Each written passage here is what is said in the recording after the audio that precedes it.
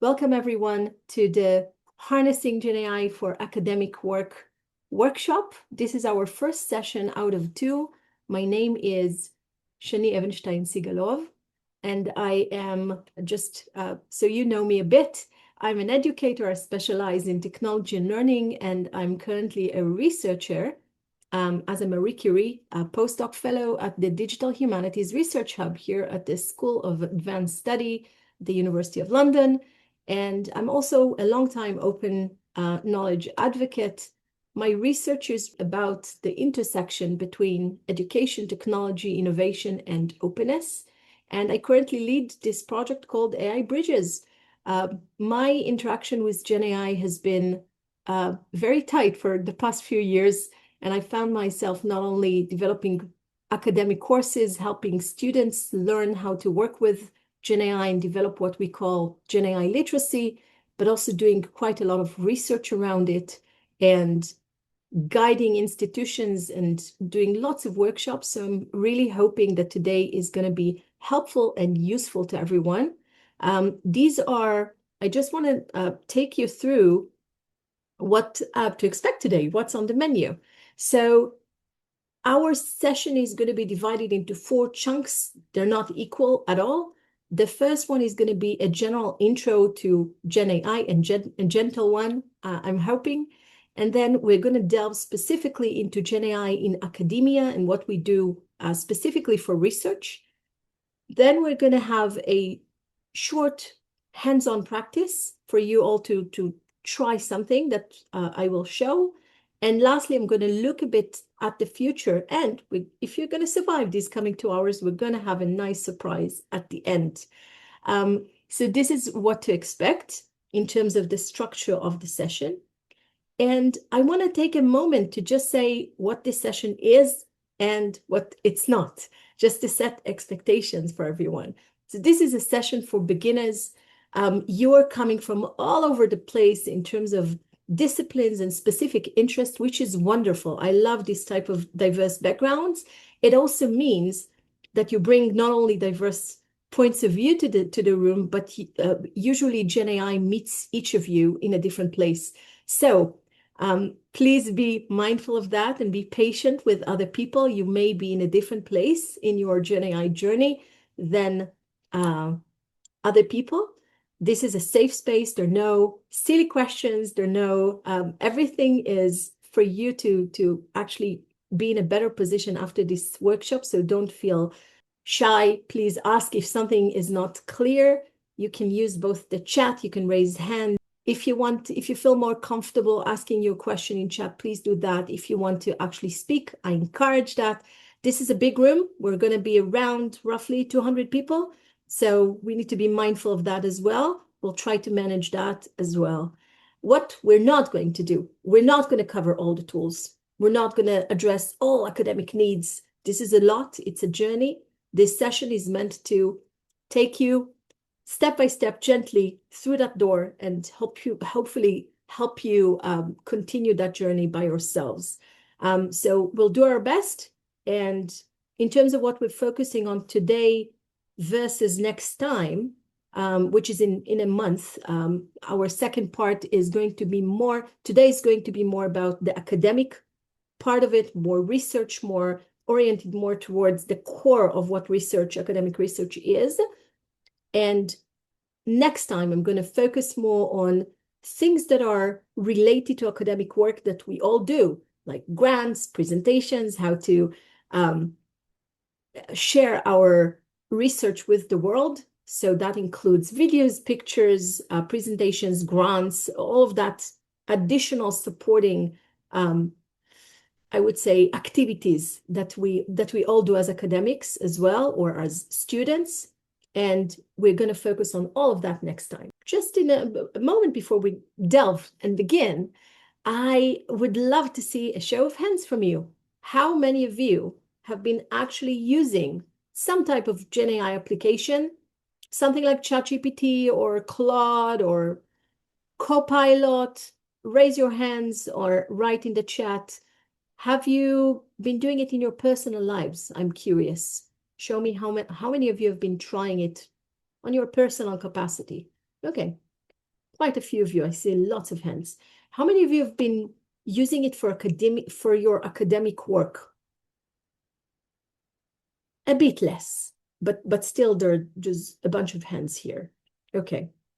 And I'm curious, how many of you are using it during your work? I'm assuming here that some of you may be academics who are actually doing research, but someone may have additional work that is not related to academia. So quite a few. I can see that there's quite a lot of people already exploring, already trying to do something with it, which is great. You will be able to help us. So let's delve in and begin. And I want to begin with the first section, which is a gentle, hopefully, introduction to generative artificial intelligence, or in short, GenAI.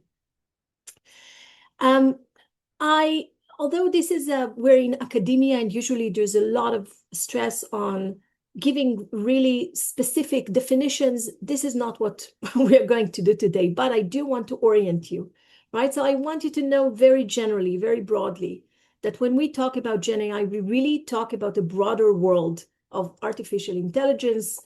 That's the idea that machines, computers can actually process information similarly to how human intelligence work.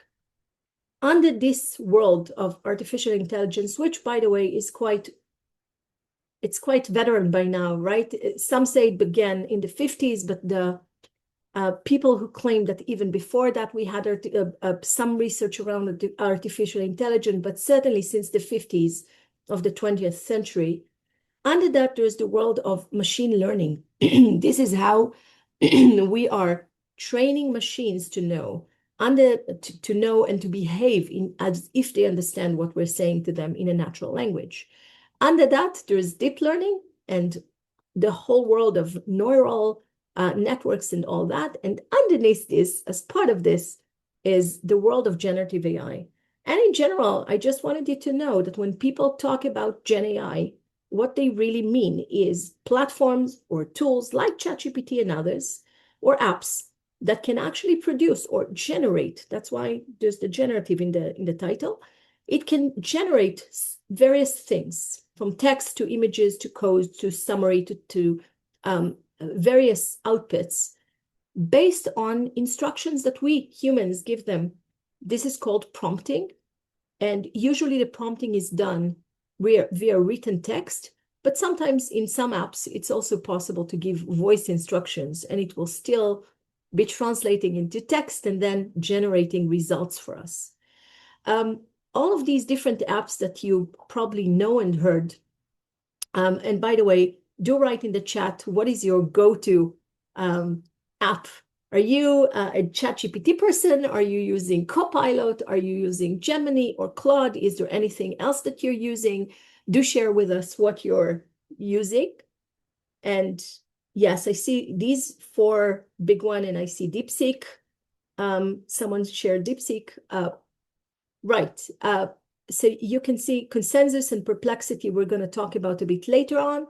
But you can see that many of you are using some of the big ones. And all of these different apps that you're mentioning in chat now are really operating based on what we call LLMs, or large language models. These large language models are taking huge amounts of information from all over the internet, books, online resources, and train the machines upon them. And then everything that they generate is based on the information that they were trained on. I will say that the system operates in such a way that they statistically predict what the answer should be. Sometimes it's not accurate. Sometimes they hallucinate. And we'll talk about hallucination a bit later on. But this is really important to understand, that sometimes they do it in such a sophisticated way that it looks very, very real, although it's absolutely not. So there is a need for us as academics working or interacting with these platforms to really use our critical thinking a lot. And we'll talk about that again a bit later on. One more thing that I wanted you to know is that some LLMs, in short, some LLMs and some platforms, some GenAI platforms today are sophisticated enough because at the beginning of the way, it was only the training material that they had. And if some of you may remember, at the beginning of ChatGPT, which entered our lives at the end of 2022, it only had material until, I think, maybe at the beginning of 2023, it was only material it was trained upon until 2022 or 2021. So it had a gap on the training material that it had, and that was reflected in the answer it was giving us. Today, the more sophisticated tools actually have a capacity of deep research, which means they can go online to check some things for us and not only base the answers on what the actual training material for the LLM was. So we need to actually know what we're doing and choose the right tool to the right task, if that makes sense. So this is a really, really very general introduction and some of the core concepts that I want you to know: generative AI, LLMs, and for now, this is what you need to know, and prompting, right? Which we talked about as well. So you've all been exploring generative AI for some time now. I'm curious to know what benefits you've found so far in working with these tools. What have been some of the reasons that you keep using these tools and you go back to these tools after time? Write in the chat and share your experiences. Let's see what you're coming up with. And I keep seeing from Magda, from Anna, it saves time, people tell me. It's Alison is saying it's summarizing notes. Some people are saying it's good for proofreading, for synthesis. And I keep seeing saving time, right? So you're all right.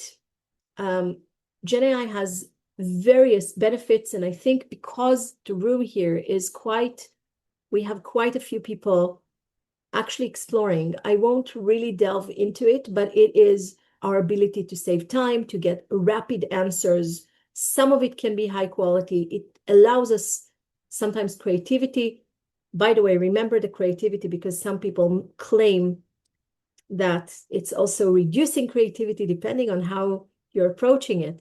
But some people claim that the fact that we can suddenly not be experts necessarily in our domain, but we can explain what we want and suddenly can move through disciplines more easily, that enhances your creativity, because suddenly you can do things that in the past it would not have been possible for you to do. You can personalize things to your understanding. You can learn by your own pace. You can discover things more easily, etc., etc. And I think some of the benefits are really challenging. And if you're really astute, you'll understand that if I have a slide about the benefits, then I have one about the challenges I have as well.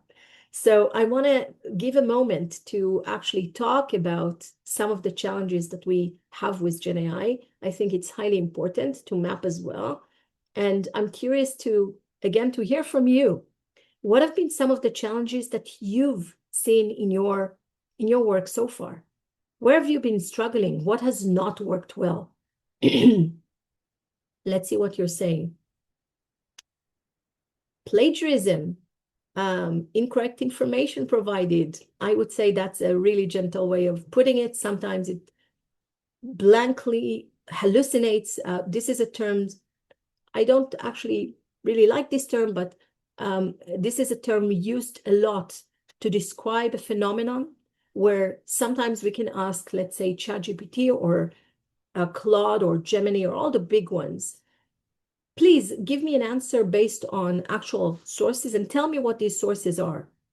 The real problem is that what it does, it gives us answers with such certainty, and it looks legit. It really does, right? It may look like a really legit academic reference, Maybe the researchers are actually living people. Maybe the journal actually exists. But when you scrutinize and you actually go to the name of the article that it provides you, you see that it is fabricated. It's not really existing.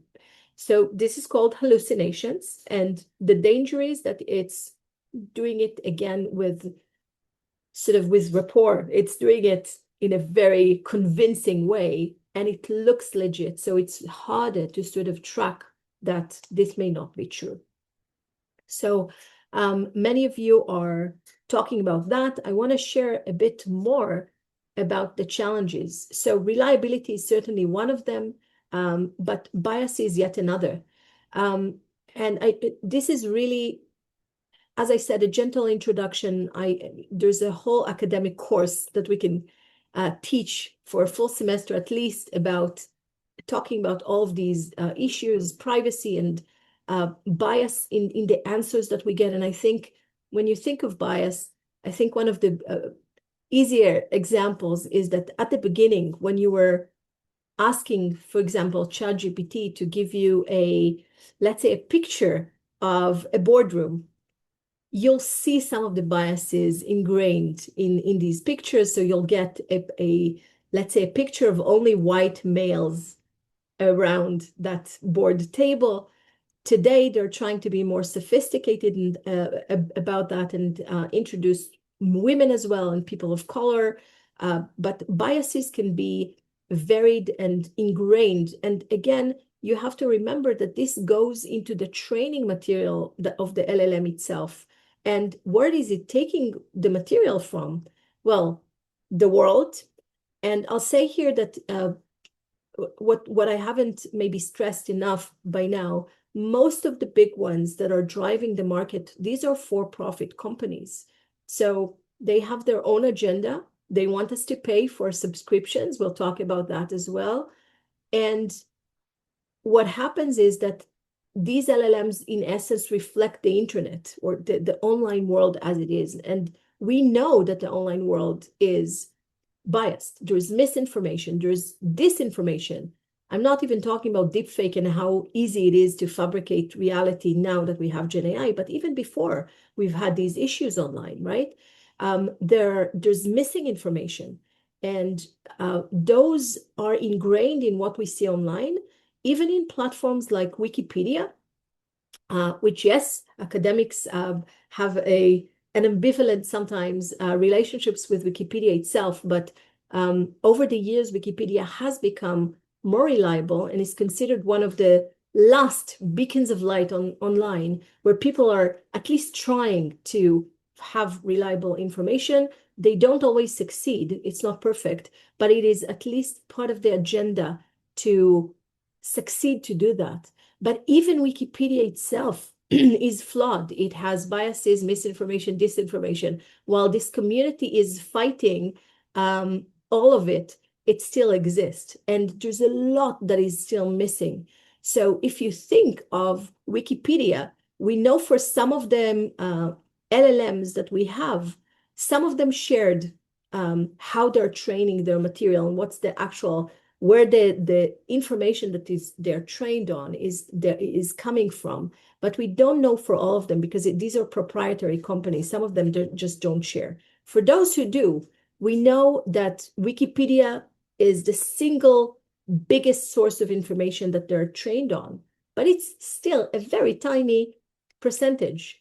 And as we said, even Wikipedia is flawed. So think of that and think about 75% of some of these LLMs are trained on scrollers, just going over the online, over the internet. And think of how much misinformation and disinformation exists out there. All of it goes into these machines. And so whatever bias we have outside is in essence reflected and enhanced.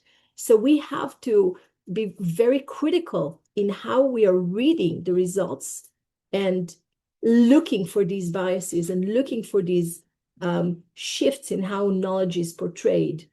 Privacy is another, and copyrights, there are ethical issues. I would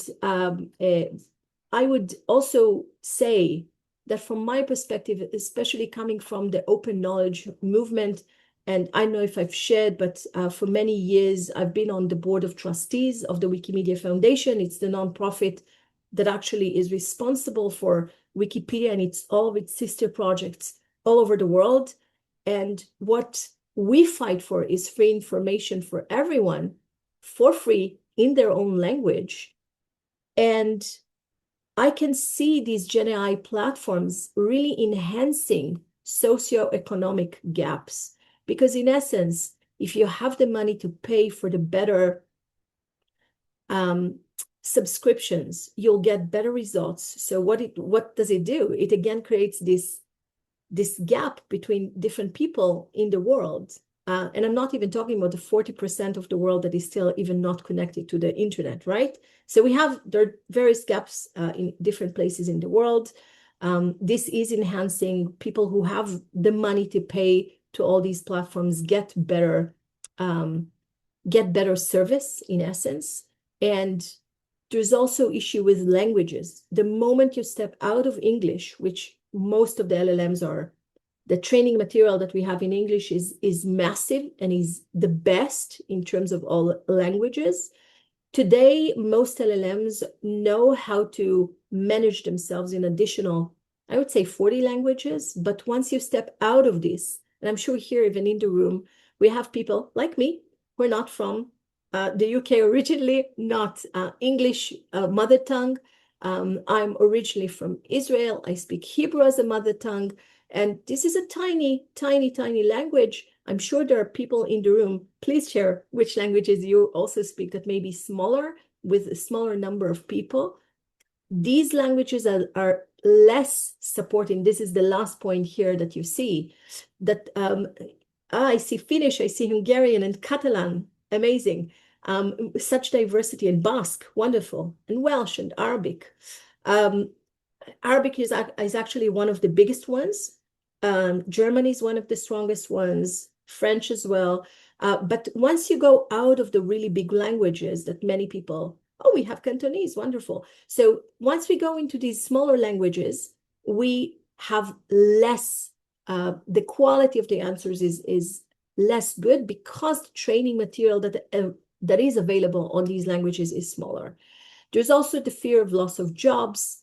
I'm pretty sure you all heard how everyone is afraid that GenAI is going to replace all of us and remove jobs and all of that. I think we're still far away from that. But what I can say is that regardless of the discipline that you come from, it is changing the practices that we have. It is changing the way that we're going about our business, whether it's academia or anything else in the world.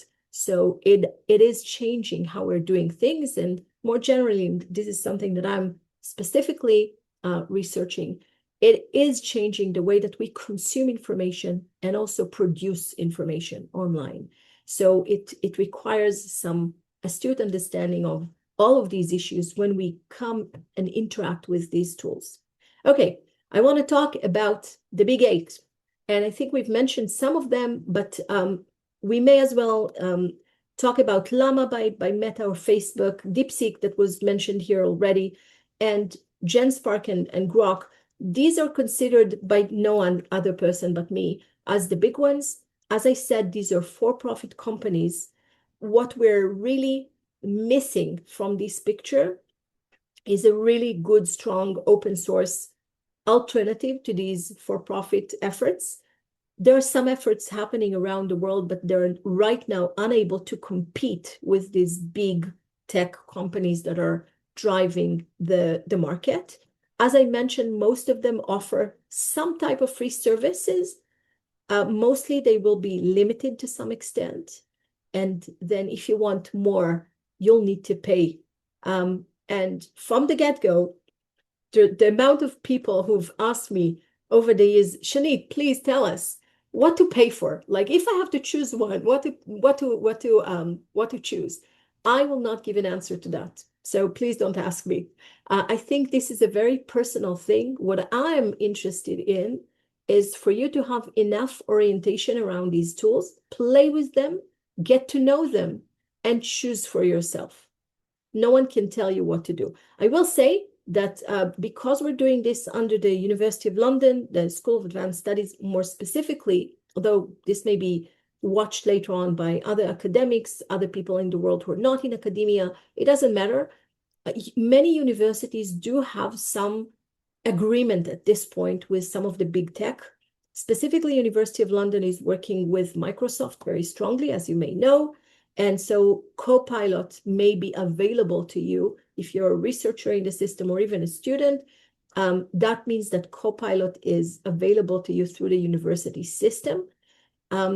This means there's an enterprise. So there's a private, you can choose to do something, to have a subscription to these tools as a private person.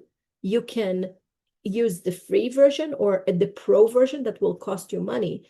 Universities usually have some kind of enterprise agreement, and being under enterprise, what it gives you is more privacy. So I wanted to mention that as well. So if your privacy matters to you, you may as well use something that you have under your institution, whatever institution that may be, because you'll have more control of the data and what happens with your data.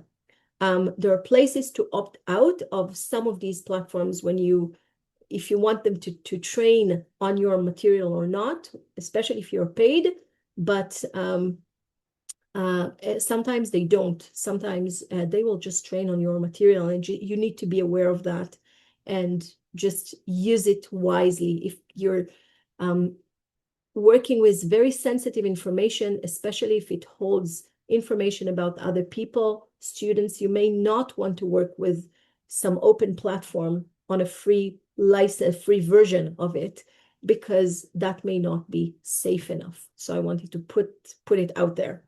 Okay, so these are the big eight. And what I want to say is these are a fraction of what exists. And you can see here, these are actually very early days visualizations, but there was this world of GenAI, I think it's unprecedented. I'll say something about that as well.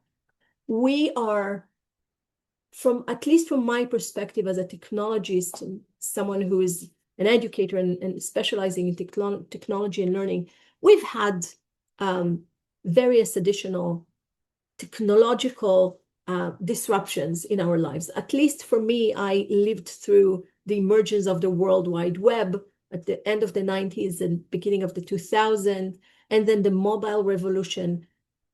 What's happening today with GenAI is, from my perspective, my humble perspective, unprecedented historically. The reason is the pace and the scale. It is the first time in human history where we're sort of chasing machines. The pace of advancements in this field is quite frankly overwhelming, which I see also in the research that I've been doing on this. It's daily. We don't, we get used to a tool, we understand, we develop a relationship with it, and boom, it changes. It has a new model, a new feature, and new things. And many people feel that it's very hard to keep track. So I want to put, maybe it's to reassure you that you're not alone in this. This is experienced by everyone. And it is indeed overwhelming. And I'll also offer a solution, at least one that came up from various research projects that I'm involved in best ways to deal with it. One of them is to be part of a learning community. And in a sense, here in this workshop, we're a learning community. We'll try to engage with one another as well later on. And in other capacities, wearing additional hats, I've been creating various, I would say, communities of learning where people can share information, and that's really helpful. So don't be with it alone, whether it's, I don't know, WhatsApp groups, Facebook groups, I don't know, whatever platforms you like to use. Find communities and find places to connect to that have people like you that are engaging and share ideas, share information, learn from others. That's the best way that I know to actually address this feeling of overwhelmness, that you don't know where to begin. There are so many things happening, and it's changing so fast on us that we're sort of chasing what's happening. Yes, you will. Thank you, Maria, for reminding me to say that. This session is going to be recorded, is recorded, actually. We will be sending the recording, as well as my slides after the session. So you'll receive everything by email if you signed up for this. So you don't have to worry about anything, just relax and enjoy what we're doing together. So this is not to, in any way, shape, or form, to make it too daunting. No, but I did want to put it on the table that everyone is experiencing this. You're not alone. This is a new experience for humanity, and we're all trying to cope with what it means and find good ways to practice these tools in a responsible and reliable way. I want to take a moment to talk about the art of prompting. Sometimes it's called prompt engineering. I think it's a very fancy word to say you actually need to think about how you're talking to these machines. And remember that what you ask is what you'll get, in essence. So there's some good guidelines to how a good prompt looks like.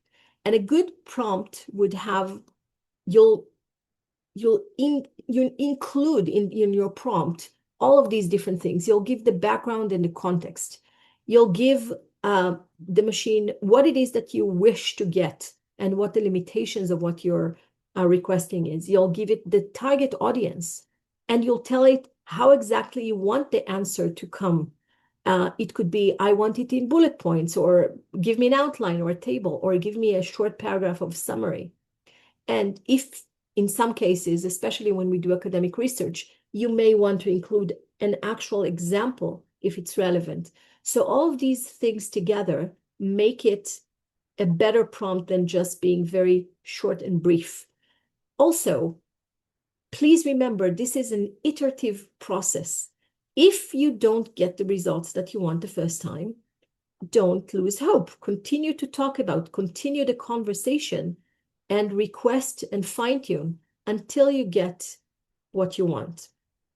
I'll say one last thing about prompts. The web is filled with various websites that are curating different good prompts, right? And promise you the world if you only have the magic prompt that gives you everything. I think it's a lot to do with just common sense. And as beginners, all you need to do is have that in mind. Give it a go and fine tune as you go, and simply follow the suggested structure and your common sense, and you should be fine. You don't need at this point some fancy websites telling you how to prompt. You just need to try and experience it yourself and develop some sort of relationship with these tools. And yes, I'm talking about relationships. There's actually fascinating research about the type of emotional support and the type of relationships people develop with these machines, but they are machines. So do whatever works for you. If it's fun for you to give it a name, give it a name. If it's fun for you to remain more distracted and remember this is a machine, not a human being, do whatever suits you better in terms of the way that you interact. But keep this in mind, because this is what's going to give you better answers when you prompt. Just as an example, if I give, let's say that I want to learn more about how AI is influencing education. And I go to, let's say, ChatGPT and say, tell me about AI and education. Do you think that's a good prompt? What do you say? Or rather, I mean, this is a very basic prompt, right? It's too vague, it's too general. It's gonna give me something for sure, but the result I'll have, yes, thank you. It's good to see that there is agreement that this is not a good prompt. This is too general, it's unfocused, and it could suit multiple scenarios. So it will give me something, but we will have to fine tune it if we actually want good results. I will say that I would like you to help me fine-tune this prompt and make it better. What would we add to this very general prompt to make it better? Write in the chat, please. Tell me, what would you change? What would you add?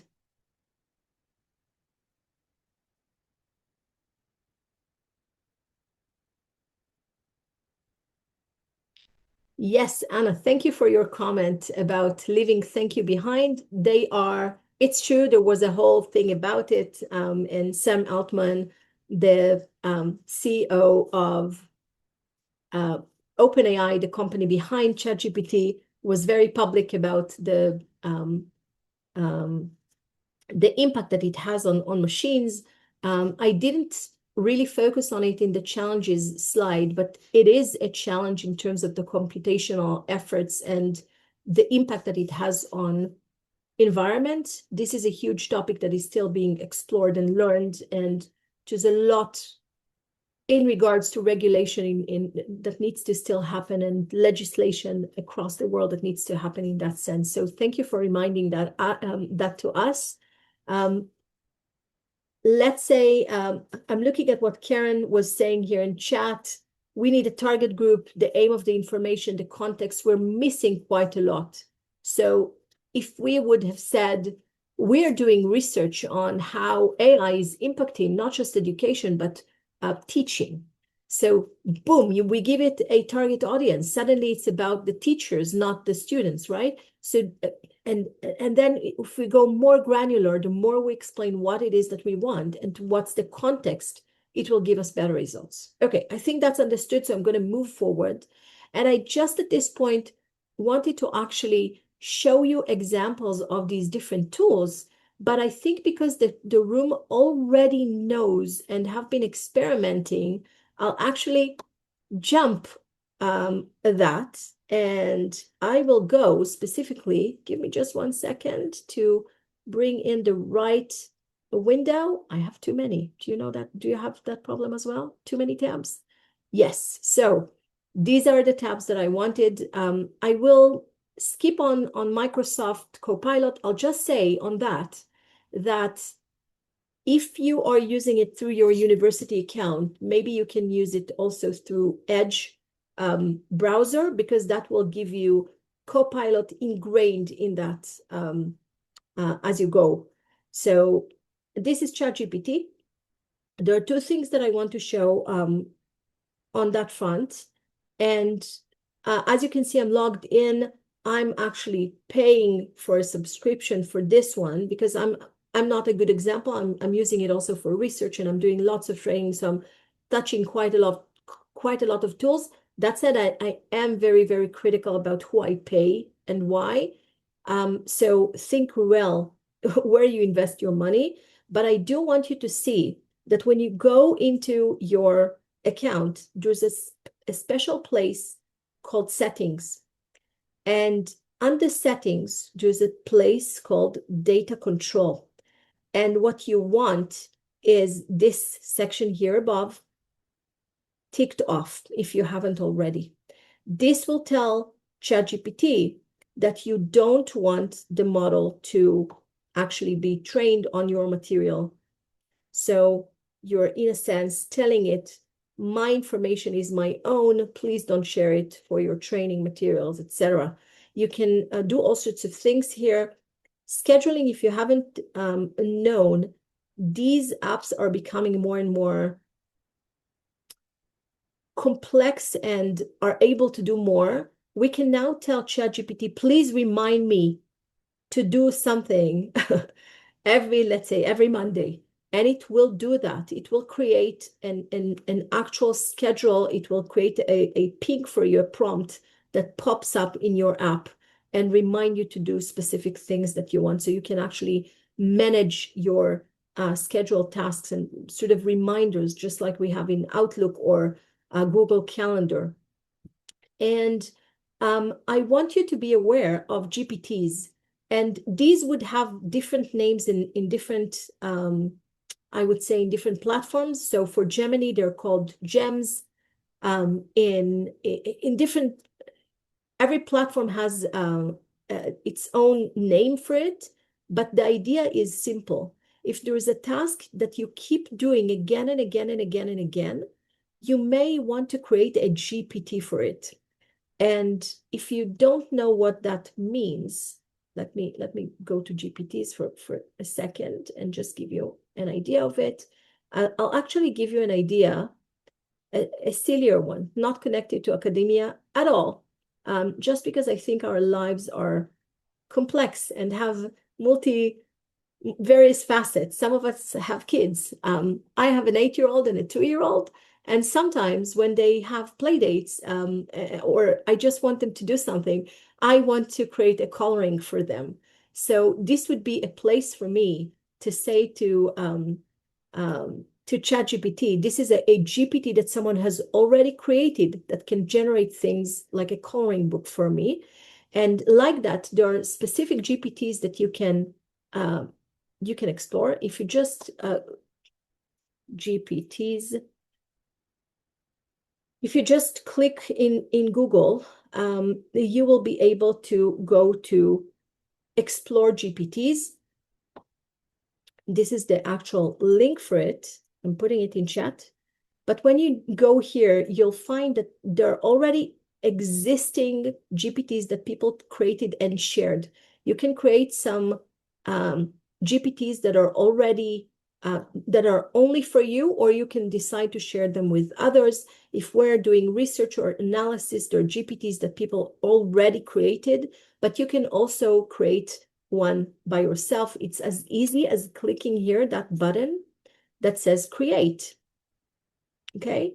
And if I click on create, this is a place for me to give instructions. You can see which model it's using, but you can give specific instructions that whenever you come to these, to this GPT that you created, it will do a specific thing that you requested it to do in advance. It's like it will follow a specific protocol. And you can explore what's happening. And again, there's a privacy issue here. So if you're doing something that is sensitive, please don't use an open GPT, and be very careful. Maybe do it only under enterprise if you're using very delicate information. Okay, so I wanted you to know about GPTs or GEMs and your ability to sort of customize specific repetitive tasks that you have so you can do it. And this is how the coloring GPT would look like. I would say, please create a coloring page in the audience and want to share. Give me some topic that we want a coloring page to look like. Any ideas of what we should color? Pirates. Lali says, please create a coloring page with pirates and unicorns, taking from the second one there. And we'll just give that very simple prompt. And what it will do, and the only reason I'm showing this is because I want you to see that these platforms are generating more than just text. They can create, these are multi-models. They can create different types of output for us, including images, infographics, and all of that. And this time I'm showing something fun like pirates and unicorns. It may take a minute, but in the end, I will have something with pirates and unicorns, and I can download it and print it and give the kids a fun thing to do. And I can tailor it. I can use stuff like that in my classroom as well with kids. This is a good way to, they're trying, apropos bias, can you see that they're trying to have a boy and a girl, and you can color it the way that you wanted, etc., etc.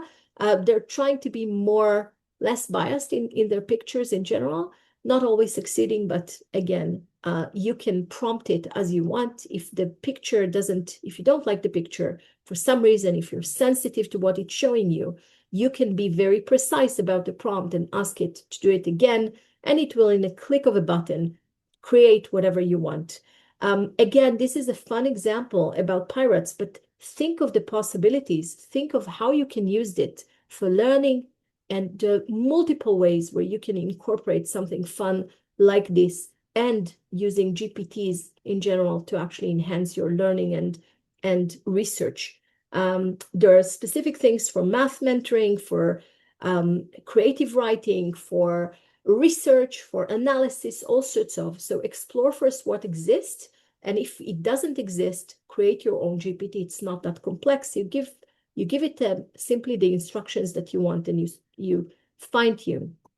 Okay, I'm being very mindful of the time. There's only one platform that I wanted to show you out of the big 8 before we move into the academic section, which is more important. And I wanted you to be aware of GenSpark. GenSpark is less known than the rest of them, but I really love it for first exploration because it will be it will give me diverse, the answer it will give me will have diverse formats. Let me give you an example. Let's say you can see that I have a harp behind me. My daughter's name is Lyra, and let's say that I want to know more about harps. So I can tell it something like, what can you tell me about harps? And yes, it will ask me to log in, which is fine. I'm logging you with my Google account, as many of these tools allow you to do. And now I can actually prompt it. And I want you to see the answer, the type of answer it gives me would be slightly different than what I usually see in ChatGPT. So first of all, I have I have pictures. I have some visualizations. I like visualizations. I'm a visual person. I learn a lot, not just from text, but also from visual. So I like that it gives me mixed answers. It will give me, first of all, it does research. It shows me the references it went to give me some answers. And it will combine. It will give me answers that are combined.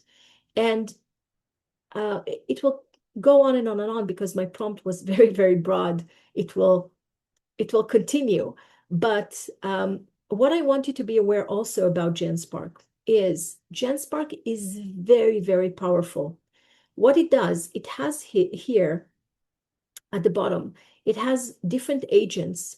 And really what it does behind the scenes, it has an ability to use all the strongest on the market models for pictures, for videos, for everything. So it would be using, most of these companies, as I said, are running their own thing. Some of them are really strong. Some of you may have heard about Nano Banana, right? A few months ago, which no one knew who it belonged to, and it turned out it's from Google. There are some really strong picture generators out there, video generators. GenSpark is actually using all of them. So if you're choosing this platform as your own, it will allow you to have access. You can watch videos online because we don't have capacity to really delve into it a lot today, but it can give you can actually choose the model that you want to use, and you can move through all the different models that exist out there. I don't know if that made sense. I hope it does. But really, it collects all the different models, and you can switch and you can choose for each task that you want to do, whether it's creating a slide, or it's a picture, or it's a video clip, or whatever. You will have access to all the different models from all the different companies under this one. So you can actually click and choose. Really, really powerful tool. And I invite you to just go to YouTube, which is a huge, important resource for understanding GenAI and understanding tools. Find a good explanation about GenSpark from recently, because, and please, when you look at YouTube, put in from, I don't know, February 26, okay? Because what you want is answers that are not from a year ago, because so much has changed over. Things move so fast that you want a video that is up to date and relatively recent to see the tool.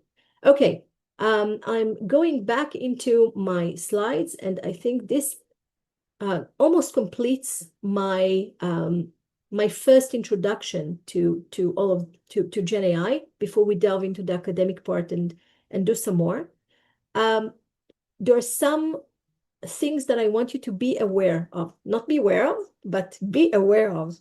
I think I've mentioned the free versus pro versus enterprise already, and there are issues with privacy. The more you need privacy in your work, please use pro or enterprise. There's a difference in the answers that you'll get if you're using the regular search or deep research. There's a bottom, if we go to ChatGPT, for instance, and we go to a new chat, in the plus here, you'll see that there's an option here for deep research. Most of these big tools have it. Be mindful that, especially if you're using the simple unpaid version, you will be limited with the amount of deep research that you can do. But deep research will actually not only use the training material, but will go online, will do deeper research. So if you need to be really more comprehensive in your initial exploration, use deep research. So there's a difference there between everything, between the type of answers that you'll get. Tokens are yet another way. Don't be alarmed by this notion of tokens. You don't really have to understand how that works. It doesn't matter. What you need to understand is that most of these tools will limit your ability to do specific tasks if you're using the free version. And at some point, it will give you a prompt of, if you want to do more, please pay, right? Please purchase. This is the model. So just be aware of it. And especially if you want specific high-performing tasks, you'll need to pay for tools, and just be aware of that. Data privacy and copyrights is a big thing. Again, we can have full courses just on this topic of copyrights and privacy.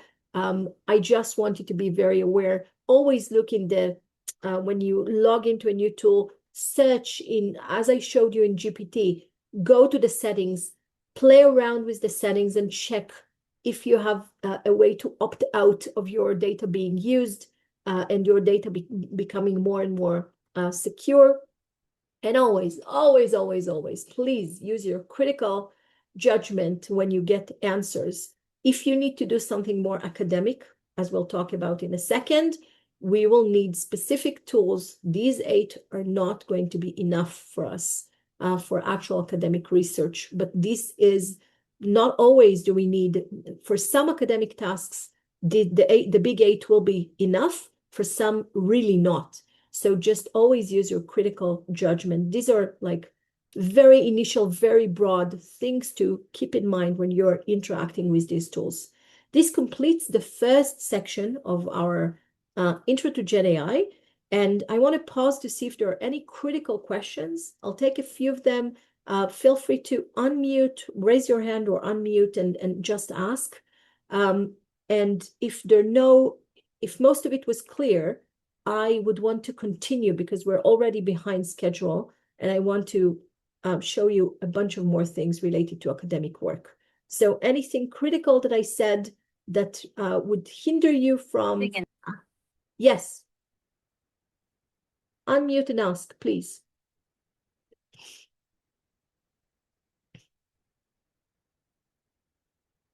I don't know if there was a question or not. If you create your own GPT and have already selected the option do not train on my data, will your data be safe every time you use the GPT? Well, that's a complex question. So first of all, with GPTs specifically, or GEMs, or it doesn't matter, agents, each platform has a different name for them. But if you are creating your own GPT, the first thing you need to decide is it public or is it not? There will be a very clear place for you to decide if you want to open it up for other people to use as well, or you're using it only internally for your own use. Then it depends if you're on a free version or a paid version or an enterprise version under an institution in terms of the delicateness of the type of information you're putting into your GPT. I hope that answered. Let me know if not. I have a question. Yes, go Um, ahead, please unmute and ask because it's very difficult for me to read, to follow the chat. So go ahead, please unmute and ask. Okay, so recently our university shifted to Microsoft, and like you Yes, mentioned, Microsoft comes with Copilot.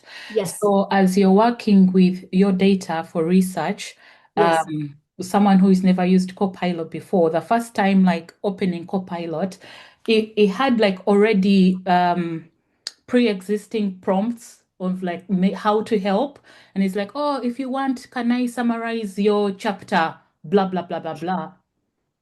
And like this information has like had never been input or prompted into Copilot. So I'm just wondering about the ethics around it and how it accesses data, because it's all like one Microsoft, yes. organization, like accessing data without permission. Like it showed like it had access to my data already. Well, if again, I need to, it's a case by case thing, and I can't answer for sure because I don't have enough details. But from what I understand, you're working with Copilot under your university user, right? So you're connected to Copilot through the university email. So like we were using Gmail before, and obviously like with Microsoft at the university, you use Word to write your data, blah blah blah blah, etc. Then there was this move to just like every be under Microsoft. Yeah. And then like I've never used Copilot before. And like the first time like I opened the page, it already has a prompt. You want me to summarize your chapter for you about blah blah blah blah blah. Okay, so again, if you are under a university enterprise version of Copilot, and there are even under that, there are various options, right? But if you're using a university enterprise version, this would be the safest in terms of how your data is managed. Universities are really, especially in the UK, are really keen on saving data and protecting data. So data protection is a big thing, especially in our university. University of London is really scrutinizing about saving data and adhering to actually to regulations in the EU and in Europe and in other places in the world as well. So being under an enterprise version of Copilot is actually the safest in terms of data privacy. If you're using like a personal account, it would be less protected than your enterprise one. I hope that helps. There's another question by Shalampia. Do you want to unmute and ask?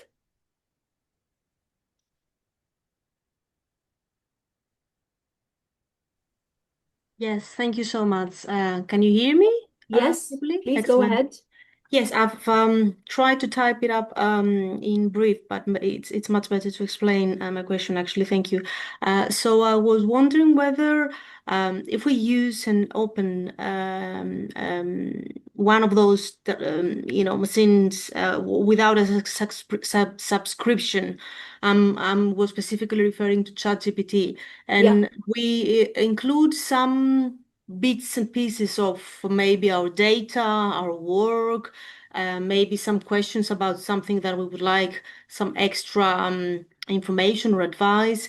And then we decide later on that might not be, it might not be the best place to keep the data or the questions or the information, and we delete those discussions. yeah. Um, I have actually asked GPT what happens with my material, and it said it's Wouldn't know to tell it's you. not shared and it's going to be deleted if you want us to delete it, and blah blah blah. So Yeah. what happens if we delete those discussions? Is the material still kept? I I cannot answer that, honestly.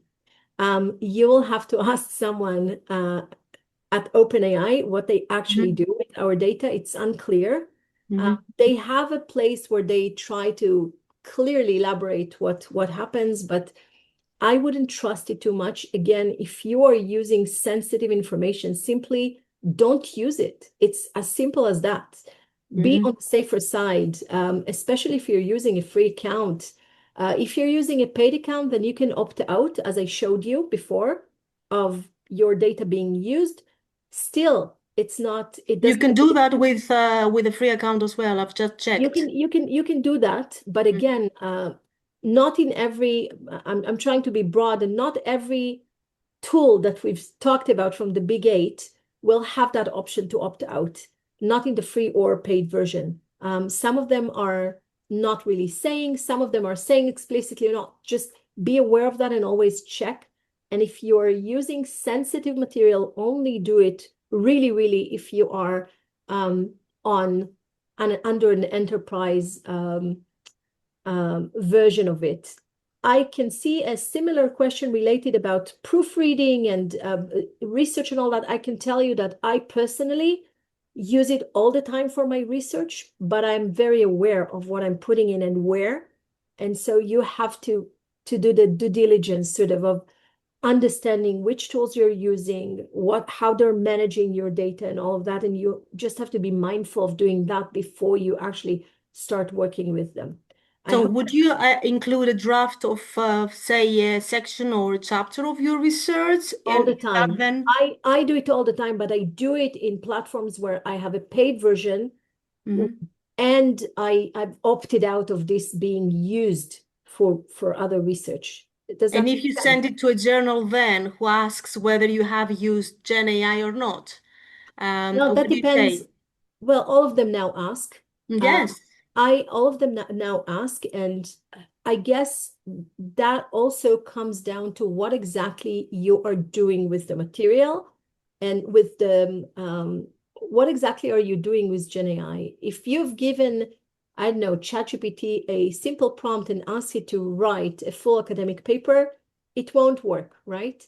If you're using it for proofreading and to improve your the way that you're phrasing things, how is it different than you paying another human to do it? So there are, like, I would say, gray areas that the academic world is still struggling with in terms of being really open. And I think most of the big journals today, at least the key ones that I am submitting to mostly, are aware of that, right? They have systems in-house that are checking if this was produced or plagiarized.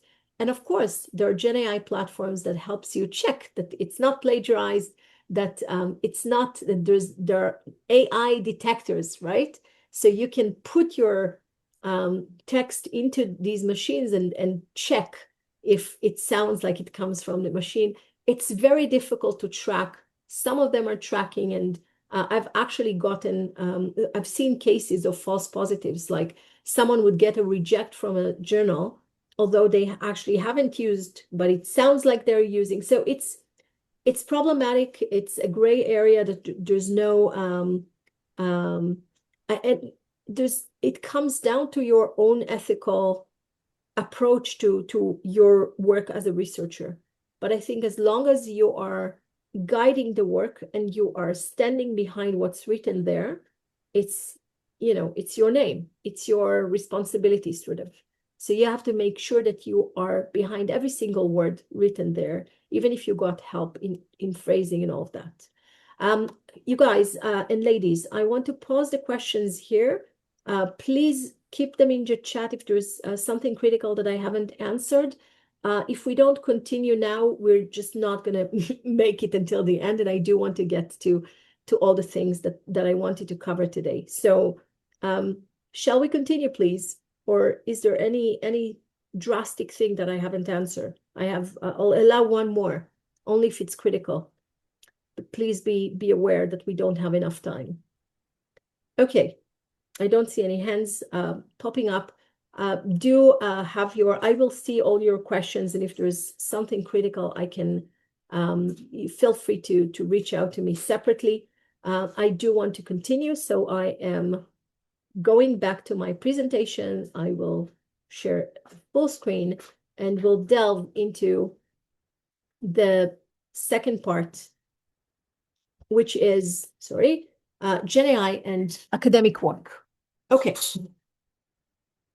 So I want you, because you've all been so good in terms of exploring and experimenting with GenAI, I want to know what you've been using all these different platforms to in terms of your academic work.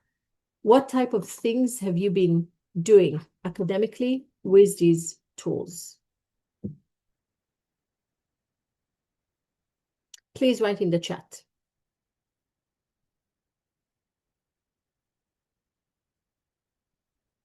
Brainstorming, translation, I see coding from Ibrahim, well done.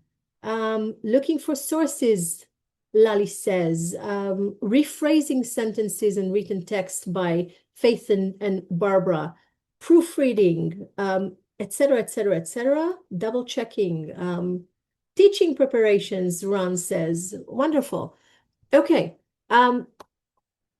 When I think of academic work, I think these are the 5 pillars of how GenAI can help transform what we're doing. It can either tap into research work that we're doing, it can help us in teaching, it can help us with learning and supporting students in their work. It can help us in assessment, because it's, in a sense, changing how we assess students' work. And it can help a lot with all the administrative things.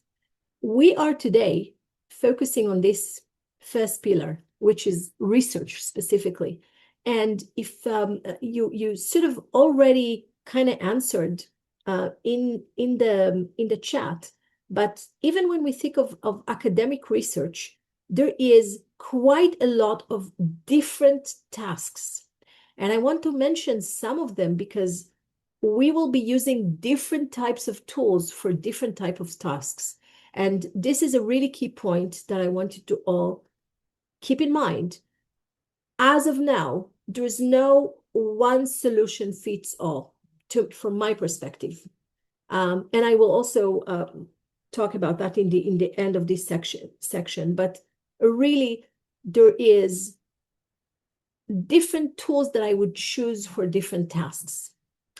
The world keeps saying that this world is keep evolving in such a way that all the big platforms are trying for us to do more and more and more in one place, especially because they want us as customers, so keep that in mind. But really, I would say there are specific things that I would use different tools for depending on the tasks.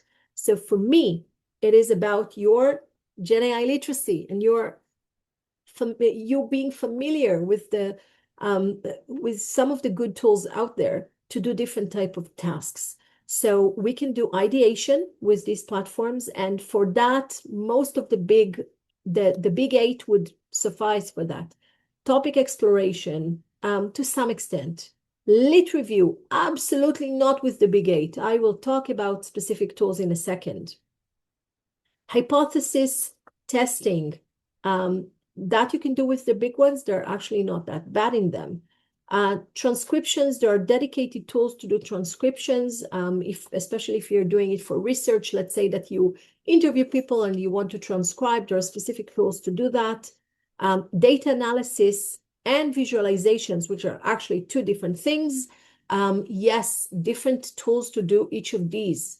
Text editing and text generation, 2 different tasks actually. If it's text editing, the big 8 are good. For text generation, absolutely not the big 8. I would use something else.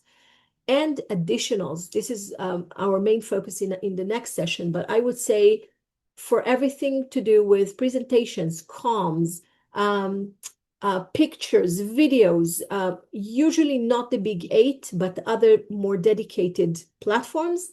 For grants, I would say the big 8s are actually doing a decent amount of work. Okay, let's delve. I want to ask you, from your experience, you have been using the big 8, right? Why do you think it's not enough? From your experience, where have been places where you actually felt, I need reliable sources for that. I don't want hallucination, and I can't really rely on the big eight, on ChatGPT, or it's just not enough. Where did you find that it's not enough for you, is my question to you. Tell me in the chat what you've been needing. Academic sources for sure. I agree with that very much. Anything else that you found? Lit review, yes. Yes. Non-English language sources, reliable academic sources. You're on the right track on this. Okay, this is the money time. This is what I think many of you have been waiting for. And I want to pause before I delve into this slide and say there are, again, tons of really good tools out there. This is a highly curated list from years of experimenting, exploring. I think if you know these on the left here, you're good to go on most of the things that you really need reliable sources for. What I want you to be aware of is these 8. If you know them, you will be covered for most things, not all things, but most things. You'll note that there's a gray area here. I will note that most of the examples I'm bringing are from platforms that are allowing some sort of free subscription that are not paid versions. This is what I tend to use myself. There are specific cases where there are paid tools, and in some academic research, for some researchers, if you find that you're doing or you're relying on a really good tool that it gives you service that is priceless to you and saves you a lot of time and you want to pay for it, by all means, I will maybe, I don't think we'll have time for it, but I might have shown you GenAI just as an example of a paid thing and what it can do. I want to go through these, and specifically I want to showcase these first 4. I'll try to do it very quickly. I did want you to actually practice, but if we don't have enough time to practice today, I will send you to your home and ask you to play around and use our slides to help know what you've done, and then we can follow up on that in our next session. But let's see how much it takes us to actually go through the main ones. Okay, the first one I want to show you is Research Rabbit. I'm going to go out of my slides and into my prepared thing. Now, Research Rabbit, I've been using it for a few years now, and I really like it. And it recently got a facelift and looks much better now and has all sorts of new capabilities. But Research Rabbit would be the place I go to when I start an academic journey. And let's say I can give you an example from a research that was just this at the beginning of this month published, a paper that I wrote on critical ignoring. This is a new concept from 2021 by Professor Sam Weinberg from Stanford, saying critical thinking is not enough these days. We also need critical ignoring in order to survive in the digital age. And I did a nice research, but this whole concept was very new to me. I didn't know much about it. And if in the past, I would simply just go to Google Scholar. Now I go to Google Scholar, but to Research Rabbit as well. And the reason why I like Research Rabbit and continue to showcase it in various workshops that I give is because I respect also their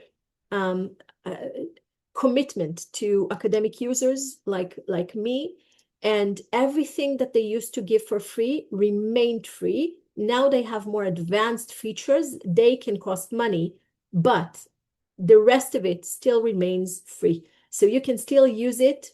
And I want to show you why it's a world in itself. And that would be true to every single one of the tools that I'm going to showcase now.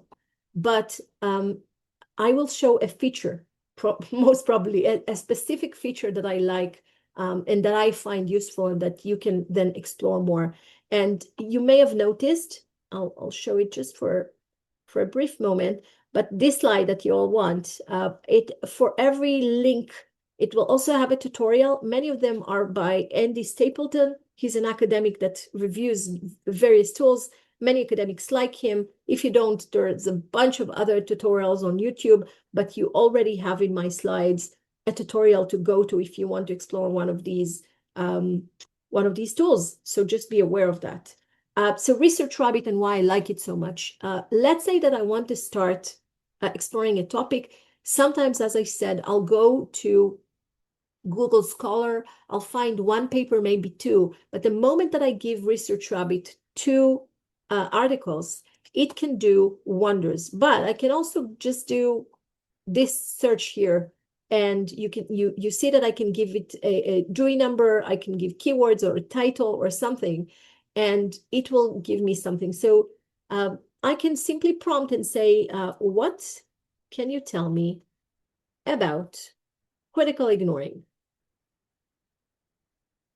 Ignoring. Yes, without typos. And the rabbit begins to research. And what it does, it starts to show me different articles. Now, these are actual non-hallucinated articles that exist out there. And I'm looking for something that looks right.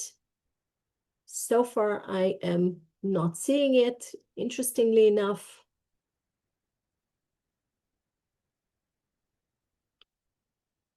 That's very funny. Let's see what happens when I do this. Does that change the research results? Let's see.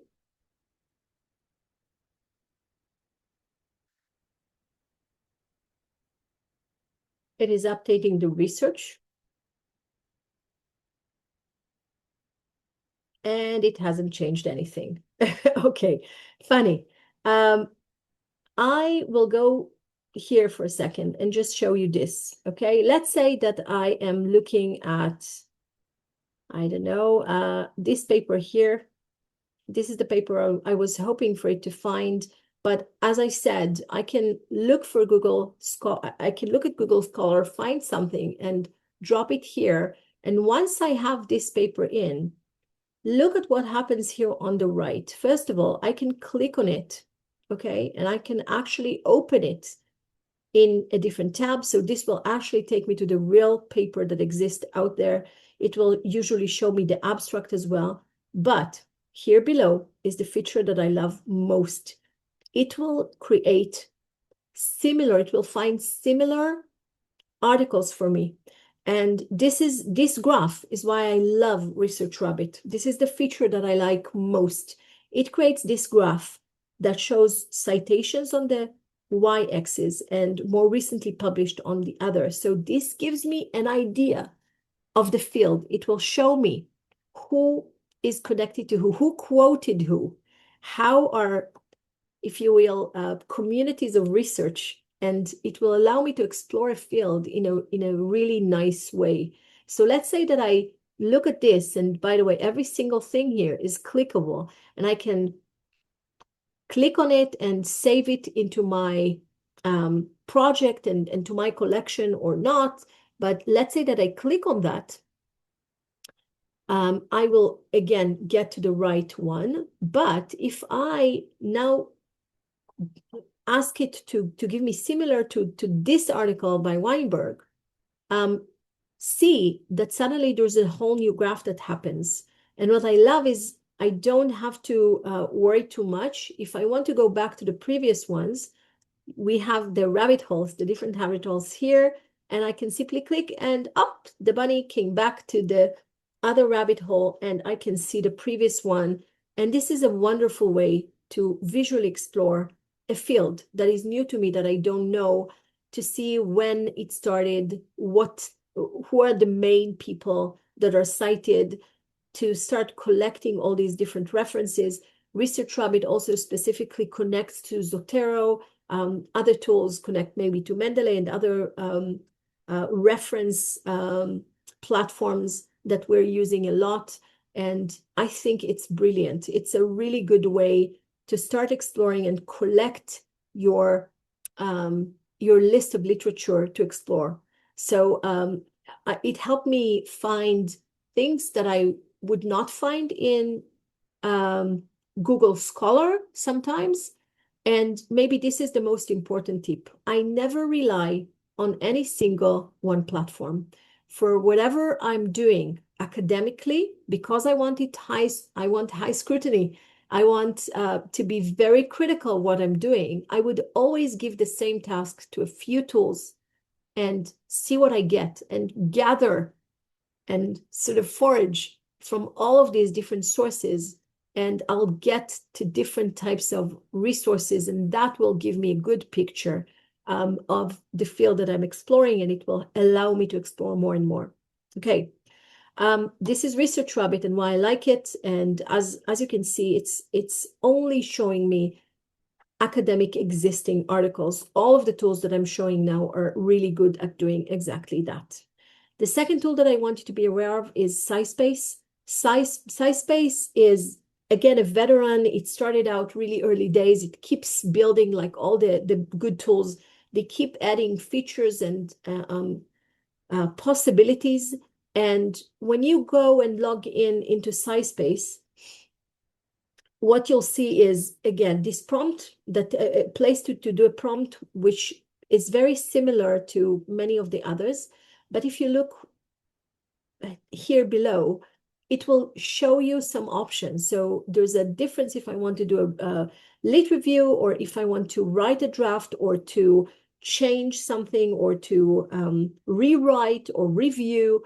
There are, as we said, different tasks that we want to perform. There's a different agent for data analysis, and all of them are also here on the left. But it will allow you to write things. It will allow you to chat with a specific PDF that you're uploading. It will allow you to paraphrase, which many people like. It will allow you to generate citations properly. And I think there's an AI detector somewhere as well. But in any case, a really powerful tool.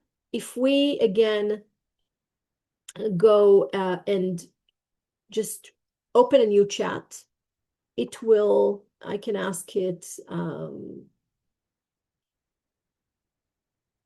let's see what it says to me about generative AI impact on academia. This is a really very general thing. It will research it and give me some TLDR. Can't too long, didn't read a brief, but then it will give me more things. And for everything that it writes, it will show me the actual source that it was citing. Then we can start building on these sources. We can fine tune what we want. We can tell it, please give us only academic references from the last, 3 years, et cetera, and fine tune it. So you can chat with it as we usually do, but you can also just ask for, in your new chat, you can say, give me peer-reviewed papers from the last 3 years on GenAI's impact on academia. Please highlight Q1 journals. And what it will do is, give me one sec.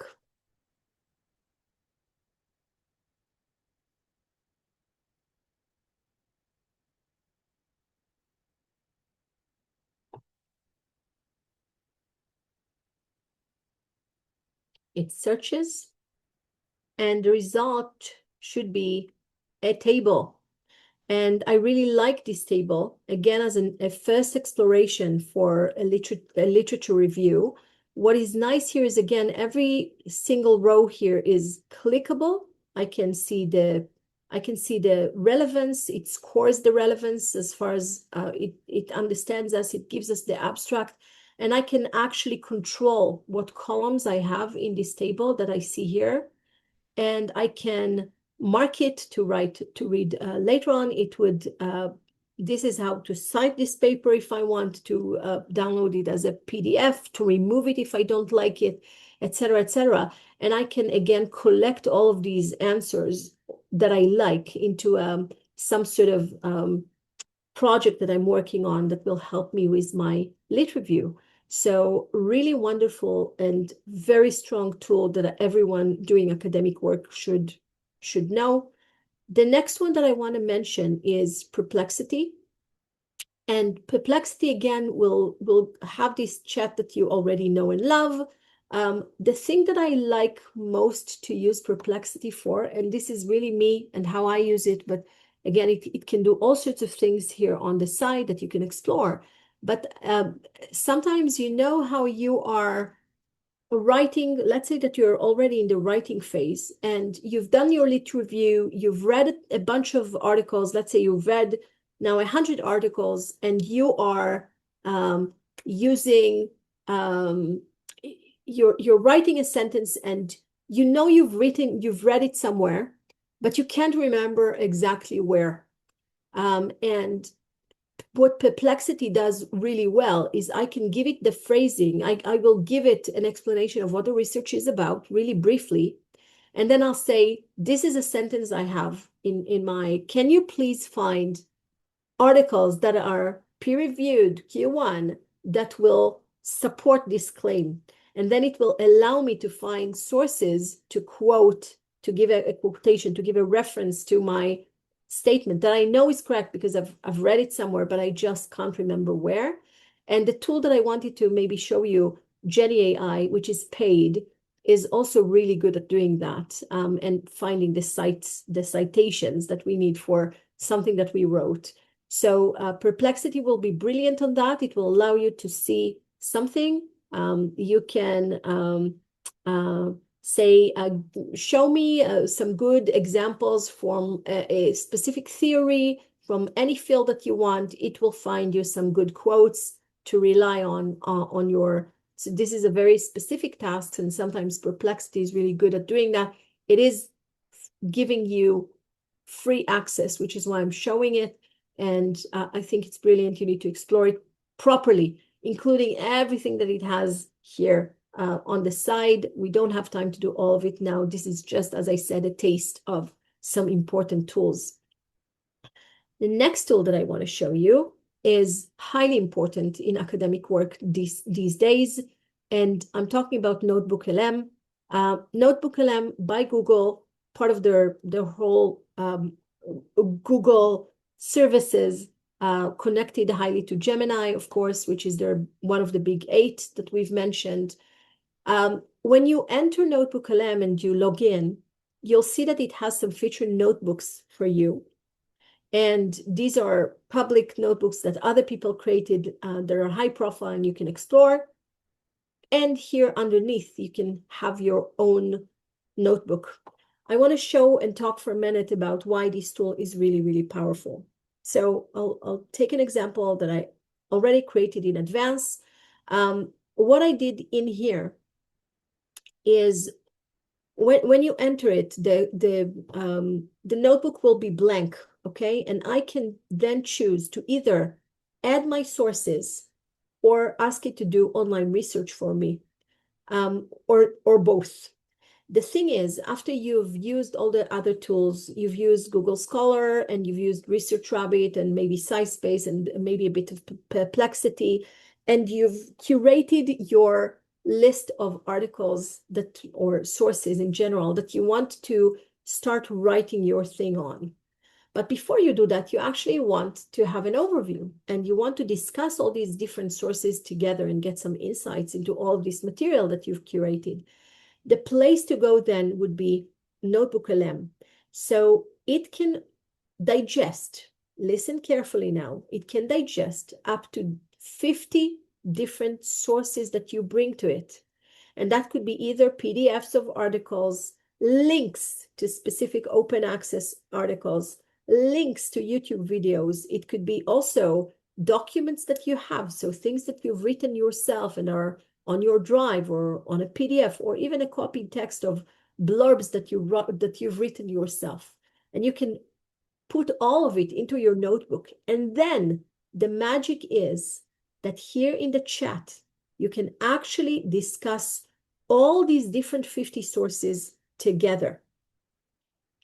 This is important, okay? Is it perfect? No. But will it allow us some initial exploration to a new topic? Absolutely. And it's doing it in a way that is important and free. And it's actually a mini rug. So rug is something I didn't really introduce. It's a new term for you that I haven't introduced yet. It's short for retrieval augmented generation. It's a very fancy way of saying, hey, sometimes these LLMs are trained on a very specific materials, but we may have some very high quality references in specific databases that the LLM was not trained on. RUGs is a technology that in essence is saying to, let's say, ChatGPT or all the big ones, when you give me an answer, please go to that database and give me tailored answers from that information that exists out there, but that you're not trained on. So it's a way for us to connect data sets that are not trained, that the LLMs are not trained on, with what we're doing. Very important thing. So in essence, Notebook LM is sort of like a mini rug because it allows us to work on specific documents that we've curated. We've decided, yes, we want these 50 articles and not others, and start to chat and get insights from all of that. You can use it for research. You can throw transcripts of, interviews that you've done and get insights and initial mapping of some trends and categorization. So it sort of changes the way that we can do research. And I think this is the side here on the side, the studio, is the part that everyone really, really loves Notebook LM because of. It started with this audio, this ability to generate a podcast between two people about the sources that we've created here. And it's really cool. It sounds really good. In English, it sounds really good. I don't know if I have an example here of that, but let me try to find, yes, there's one for the mushrooms. You need access, request access. Okay. I don't know why I don't have access for it, but maybe I have something generated here in that notebook that I've created. Let's see. Yes. So this is how it sounds. This is for another article that I had. It's called Data-Driven Decision Making, published also at the beginning of this year. And let me just stop sharing and resharing so I can make sure that that you can actually listen to how it looks like. Give me just 1 sec. I'll stop sharing and I will reshare with the sound so you can hear how it looks like, how it sounds like. But this is their Achilles heel. Why don't they work? Welcome to the deep dive. If you've ever wondered how large institutions, well, how they become more resilient when chaos hits, like a pandemic or a massive new technology, this deep dive is for you. It is. We're looking at higher education and how it's completely overhauling its approach to data-driven decision-making. DDDM. Yes. DDDM models, say from the 2000s. What was their... You get the idea. I'm not going to continue.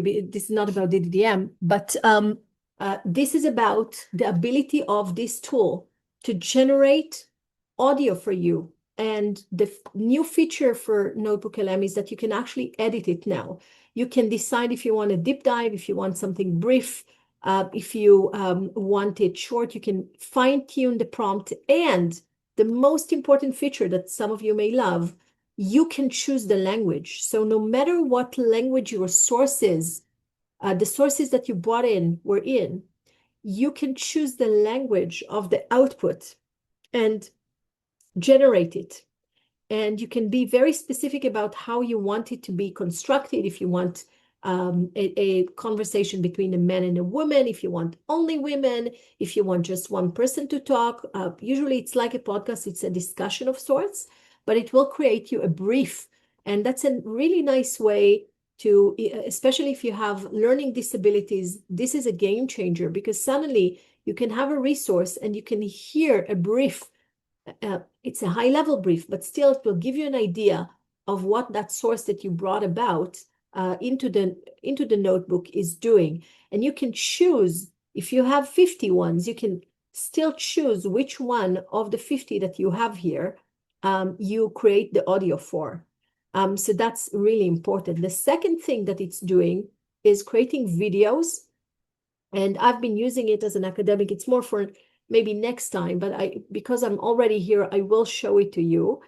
It is really amazing. In recently, every article that I publish, if I want to share it with an audience, I know that people don't have time to read anymore. Many of them would not read, but what they would do is listen to a 2-minute or 5-minute video that is summarizing the article. So I would create a video. I would just generate a video.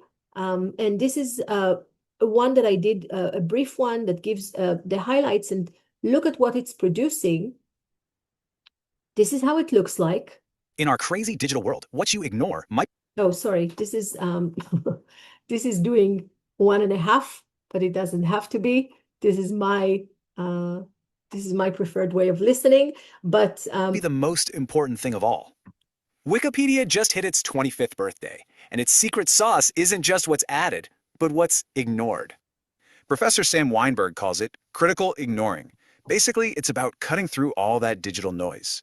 You get the idea, but I have an actual video produced simply by giving it a source of my article. And this is a wonderful way to sort of share your research with other folks.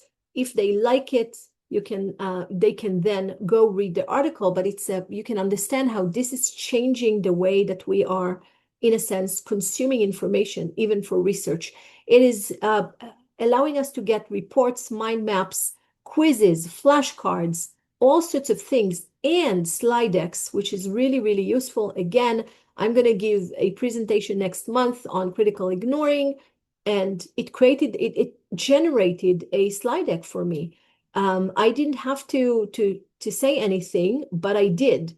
I actually gave it a very specific prompt about what I'm doing, and it created this slide deck for me that I can then download and see. It looks really high tech in terms of the graphics. And if I don't like anything, I can simply download it as a PowerPoint. I can share it, but I can also download it as either a PDF if it's fine, or as a PowerPoint and slightly edit. I don't know, game changer as far as I'm concerned. And again, the feature that everyone loves these days is the fact that now I can actually ask it. Let me just expand for a second that you can see it. Let's say I don't really like this slide. I can actually ask it here to revise this specific slide, because before, all I could do is tell it, listen, I don't like it. You need to change it. And it would generate the whole thing all over again. And it would be, it's like a wild card. You don't know, you can love 90% of what it does and want to change a very specific thing. And in the past, it was not possible. Now they've opened up the possibility of editing specific slides, which is awesome. And I'm waiting for them to do the same for videos. So for them to allow us to actually edit a specific point in the video, which I'm sure will be coming up in the coming months. But this is Notebook LM, highly powerful. Okay, I will maybe show you, Jenny, just very briefly to give you an idea of what a paid service can do. Jenny is one of these tools that actually help you generate a text. I never use it for generating text. What I like about it is that it helps me with the citations. To me, the citations is one of these tasks that are, when I'm writing a lit review, that is usually taking the longest time to get right. And I know that if I've curated something, I can have my library, I can upload my things, but it will also find additional things. And the cool thing is, I can have this sentence and I can ask it to cite it, please. Like, find me a citation that is based on one of my, again, think of a scenario where you've read like 150 articles or books and things, resources, and you know it's right because you've learned your material, but you can't remember where it's coming from. You upload everything to Jenny and you click on cite, and it will give you the best sources from your list that you can cite for this specific sentence. To me, it will also suggest new things that you may not have known, that it has availability to. And to me, it has been a game changer in how I'm writing, because it saved me so much time. It's also really good in rephrasing. So you can edit, you can turn it into something else. You can briefly ask it to make it shorter, to make it longer, to do whatever you want with the text to make it flow better. It's really good in helping you write a bit more efficiently and connect the sources to your claims that you know. So I would not generate, although it knows how to generate stuff by itself. I don't like that feature. You can see here an example of how that looks like. It will suggest something to me based on my sources, and then I can either accept or ask it to try again. But in any case, I would usually not use it to generate text, but to find me the right reference from a list that I've curated. So this is Jenny. This is one of the examples that exist out there. I think I've briefly seen a question about elicit and SciSpace and all of these. Some of them are really similar in what they're doing. Elicit specifically is paid, mostly paid. It gives you a 7 days trial, as I think you'll see in there's a 7-day trial that you can use it for free, but then it will ask for money. Consensus is also really good, and Cite as well.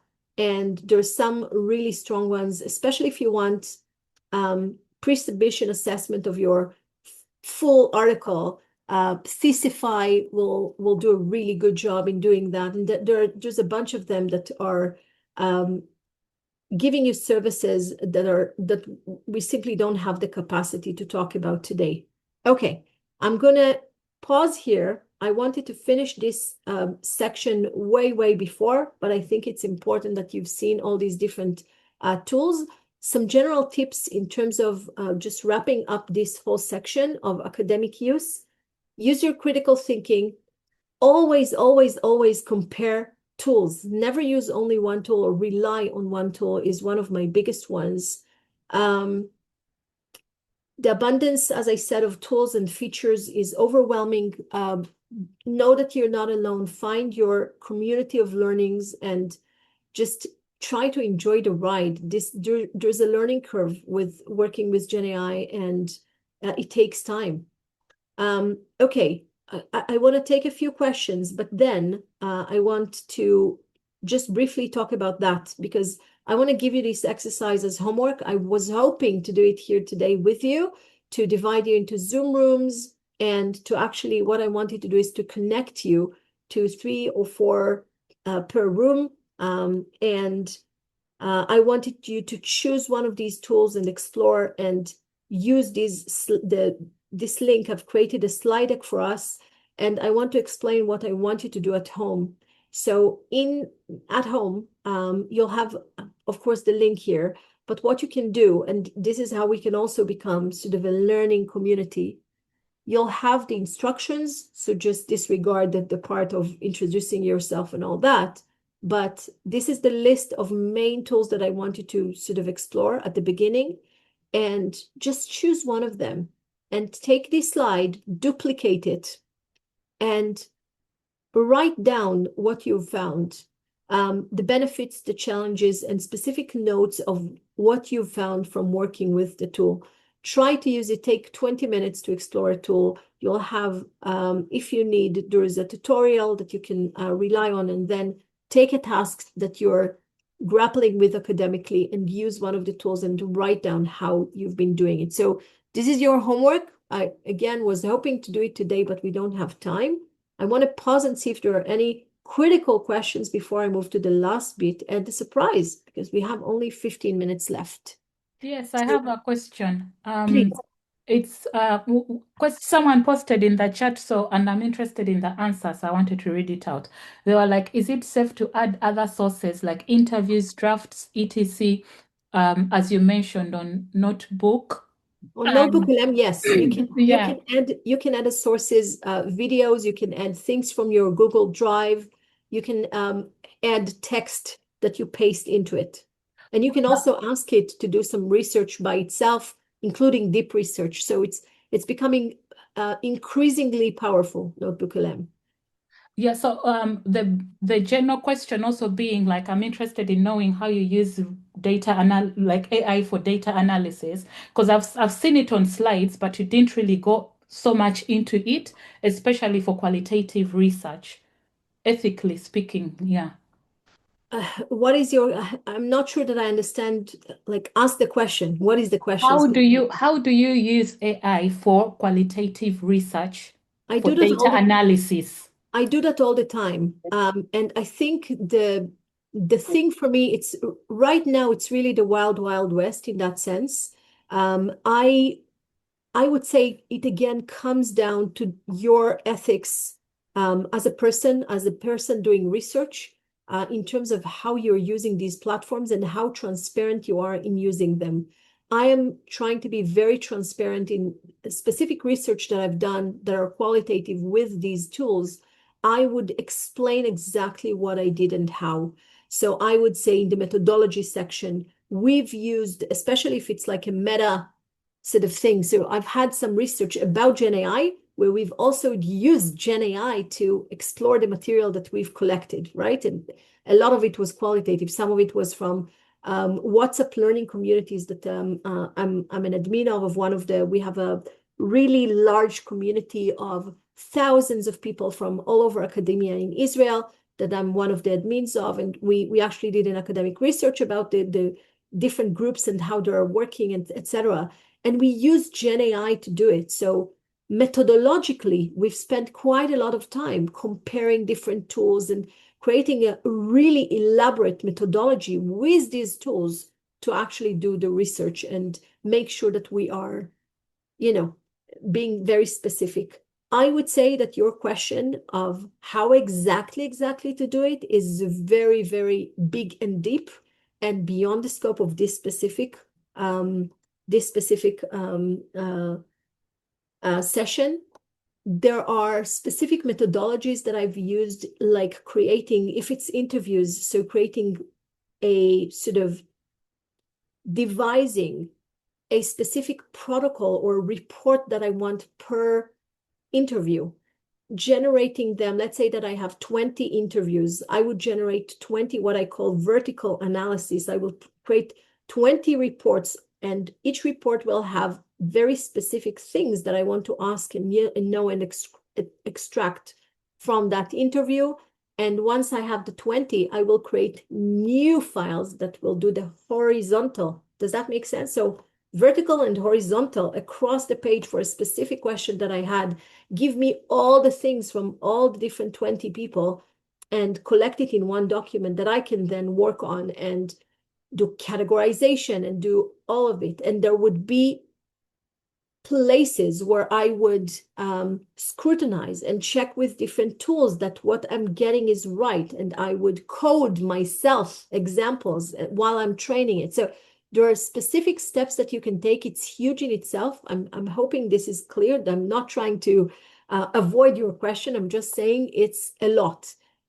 Doing qualitative research with it is possible, but it's elaborate, it's time intensive, and it's still wonderful. And it saves some time, but it requires really diligent and rigorous approach to how you do it with these tools, and really being very transparent in writing exactly what you said in the methodology section, showing exactly the tools that you used, all of that when you submit. I hope that answers.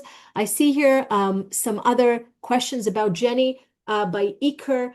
Jen, look at the slide. You can see that there's an actual tutorial that I connect you to how to connect Jenny to Zotero. So yes, it's connecting to Zotero. And what else is there? I'll take one more question and then I'll move to finalizing and closing this session and talking about the future a bit. Hi, sorry. Yes. In continuation of what you were saying about Yes. what to use for data analysis, is there any platform that is best for the data analysis for qualitative? Maybe you have mentioned and I wasn't. There are many. There are many for doing data analysis and working with Excel spreadsheets and doing all sorts of elaborate stuff. Some of them are here, some of them are paid. I would say you can do data analysis with the big 8 and some additional ones that exist out there, but you have to be very, very clear about your protocol of how you're doing it. There's a high difference between doing quantitative research and qualitative research. If you're using quantitative things and you want to do statistical work, I would recommend that you test on a small sample that you can actually digest. I can share an experience that I had in that. I had a really elaborate, I had a questionnaire that I created. I had N was 248. I had 248 answers, and I wanted to do some stats, some statisticals, and it was mixed methods. So some of it was rating questions, and I had some ability to do quantitative analysis, and some of it was qualitative answers that people gave. So I wanted a mixed. I was working with both Claude and ChatGPT and double checking, as I said. And ChatGPT absolutely, at that point in time, absolutely was not on point. It really disappointed me and did not give me proper answers. And Claude was flawless in terms of the statistical analysis because I scrutinized, I checked. So I let it do something and I'll check what they're doing on simple things. And if I'm happy about it, I can know that I can trust it and I can compare, and I will. Another thing that I would do is I will let one tool do it and then will give the results to the other tool to check and give me an assessment of how perfect it is, right? So I can actually it can give me the results plus an estimation of how. So it's a matter of just fine-tuning your work around these tools and finding what tools work for your specific type of research, and always comparing, never relying, always double checking, especially for quantitative, but also for qualitative. So I'm hoping this is helpful to you. And I really just want to take a few more minutes to wrap and to do the surprise part. Is that okay? Can I see thumbs up for? Can I ask one more question, please? You can write it in the chat, but if I now don't do the wrap up, I'm not going to make it. I'm really sorry. Oh, sorry. Is that okay? So write it in the chat and I'll try to address it afterwards. For now, I just want to finish to wrap up. And you know what your homework is, but I want to move to the last bit of it, and to the future for now. I'll wrap up by saying we are in the current state of GenAI is that we have a bunch of issues to solve. We still need solutions for explainable AI, seeing the provenance, seeing what it's basing the answers that it gives us on, so reliability is higher. It needs to be more responsible, and we need to have more open options for editing, for giving input to the data that we receive from it. We need to connect it to specific data sets that are still not connected and not trained upon. And I think the main thing is finding still ways to keep humans and communities in the loop for everything that we do. I will say that what the future holds is there needs to be some development happening, not just in terms of the tools, but in terms of legislation, understanding of the whole copyright field is changing, what happens with safety of information, with accountability of these platforms. We need to be able to trust them more. And we need people in general to develop GenAI literacy. This is a long process, and it's going to take a while to get there. In the meantime, there are technological advancements that are happening. So I've already mentioned rugs. I'm not going to delve on that, but I'll say there are also MCPs. This is a new protocol in terms of the terminology that I want you to know. MCPs are now allowing different connections between different other platforms to these big eight, right? So I can suddenly ask something of ChatGPT and it will go to book something online. It will do all sorts of things with different agents. And in general, we're moving towards a world where we talk about agentic AI. Maybe you've heard this term. This means that there are going to be different agents, that it's not just relying on our prompt, that we're giving a prompt and it gives us something, but it actually do all different things by itself, independently of us, making plans, decisions, etc., on behalf of us. And this is where we're heading. Also, another term that is lurking out there, people are talking about AGI, or artificial general intelligence. That's something that doesn't exist yet, but we are advancing towards that, where machines have intelligence that is comparable to that of humans and even surpassing that.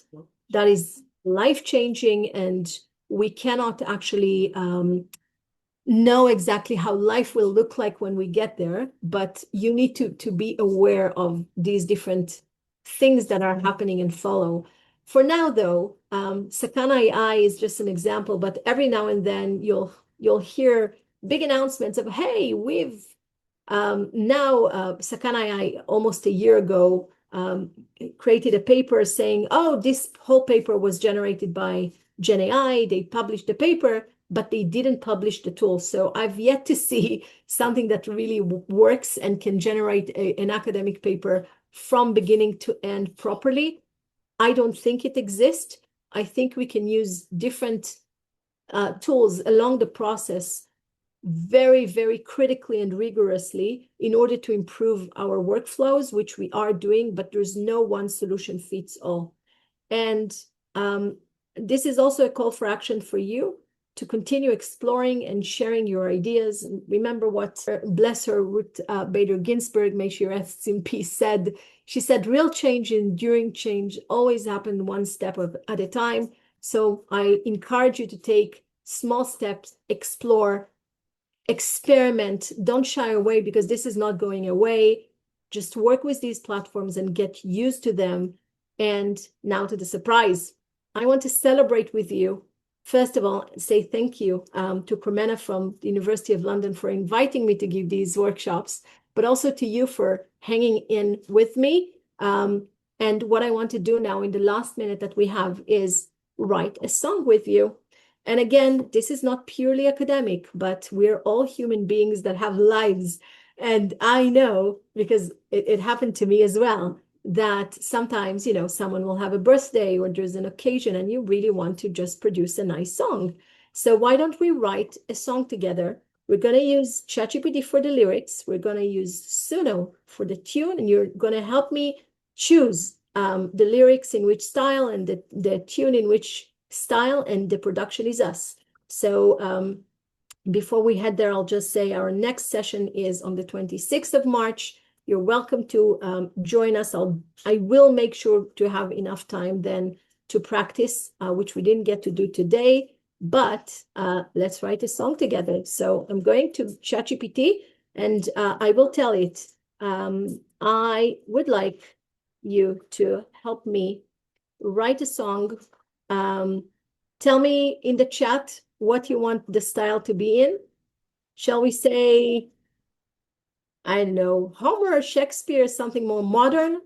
Modern, I see. Thank you, Faith. Modern, and I see hip hop. Okay. So I would love for you to help me write a song to celebrate a GenAI Intro to Academics at the University of London. Please do it in a modern style. And let's see what ChatGPT creates for us. Here's the song. It's called Footnotes in the Future. And we're gonna take it, just the first chorus, because it doesn't matter. It's just a matter of you seeing how it looks like. And I'm heading into Suno. And all I need to do at Suno is click on Create. I drop in the lyrics, okay? And I will choose the style here. And I think you wanted hip hop, right? Hip hop. And I will click on Create, and let's see what it does. So it will generate a few versions even for me. It's really nice of it, right? And let's see how it sounds like. We'll try the first one and see how it goes. But this is your song, people. We arrived with coffee and impossible tabs, 20 PDFs, open 3 half-written drafts. Someone said tool, someone said threat, someone just asked how to cite it yet. Hallway debate spill into the night. Is it assistance or is it rewrite? We train for rigor, doubt and proof. Now we collaborate with a probabilistic truth. No oracle here, just patterns and noise. We're still the questions, it's just one of the toys. We don't outsource thinking, we widen the frame. New method, same arguing. Okay, thank you, everyone. I hope you had fun today. Obviously, it's really cool. It has versions. You can use it, you can download it, you can share it. I will make sure that our slides have the text and the lyrics, so you can have it. And I hope you enjoyed, and we hope to see you, Cremena and I hope to see you next time for our delving in even further to what we can do in academic work, these amazing tools. And I'm going to remain here for very few minutes if you have questions that I haven't answered. But thank you for joining us today. Can I ask something that I saw in the comments, also Yes. from Albert, Please, about the fact? So if you proofread your original material with AI, yes, and use it for that, does that affect the originality? And if you put it in a platform to identify if you have used AI, then to be recognized as AI instead of your original work because you used proofreading? it really depends. So this is sort of what you're asking is a question that everyone is still sort of grappling with, and it really depends who you are asking. I think that as long as you are guiding the process, as long as you stand behind the words there, as long as you are driving what needs to be researched, how, and you're just using it to fine-tune how you're writing it, like improving your writing, especially if you're not a native English speaker, I think that's fine. I mean, how is it different really from paying a human being to do that editing, which I can't tell you how many colleagues of mine have been so used to sending their articles that they've written to a person to proof edit it, right? To do a serious academic editing before they publish. I think it's no different in that sense. You still need to, after she or he is doing that work for you, you still need to get that text back. See that you can stand behind it, that it all makes sense. So you are still, this is your name on the paper. As long as you're behind what is written there, if you've received some help in, I don't know, fine-tuning the way that you're writing, by all means, do that. To me, it doesn't matter how you do it. You are still responsible for it. So as long as you are ethically responsible for what you're saying, and you're not just generating text without checking the references and without knowing what you're doing, then you're good. Again, it comes down to your ethics as a researcher and to how you stand behind what you've written. if you're not doing your due diligence and you're not doing properly the research that is needed, then if you're caught, good, because you're not doing it. That's, by the way, part of plagiarism, and that existed way before GenAI in the academic world, right? So we're not inventing anything. We're just using different techniques to actually help us be better at what we do. But we still need to do it. We still need to have the ideas to drive it, to guide it, to stand behind it, etc. I hope I answered. I see Arif. I see your hand. Yes, I just wanted to ask, I mean, you did talk about NovaKLM. Did you have any specific comment on Google Deep Research 3.0? I know there's a paid-for version, but of course, as you'll be familiar, that enables greater functionality. But I'd be interested in your response to that. Obviously, it's better than the previous version, but in terms of its capabilities and potential. Thank you.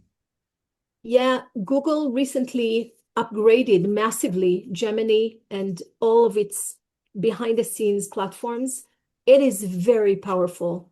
To tell you that it will remain that, these all big tech companies are fighting. So whenever one is doing something big, the other ones are fighting because they're all fighting for our money, in essence. And to me, it's important for us to just acknowledge that and understand, use them for what we can, but I'm really into harnessing it to the greater good, if you will. So part of my own research is about how can we harness GenAI to actually help the commons, to actually help humanity.